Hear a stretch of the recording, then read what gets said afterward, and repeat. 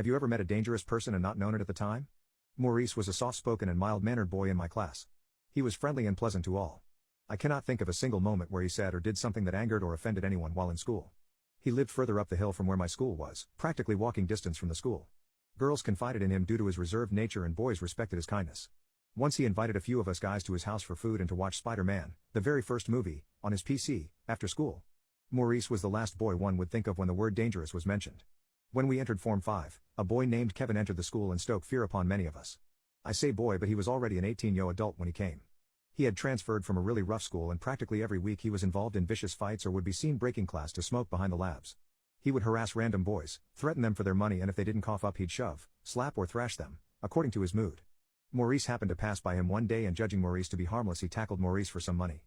Maurice ignored him but Kevin grabbed him by the shirt and slapped him on both cheeks, warning him that next time things will be worse. Maurice's shirt was dirty and his face red from the fracas but he remained silent and walked away. After school ended I was walking with my friends out the compound and down the hill when we saw trouble was brewing. We saw a gang of no less than 20 young men from the area had accosted Kevin. Kevin's face was bruised and swollen, eyes red and most of his shirt buttons were ripped out from a prior struggle. They dragged Kevin to Maurice and asked what to do with him. Maurice, in his soft voice told them that was enough. The men shoved Kevin off and fired kicks behind him as he ran down the hill, thoroughly learning his lesson. The hill where the school lay was Maurice's turf. Kevin learned a lesson that day. The most dangerous people are sometimes the ones you least suspect.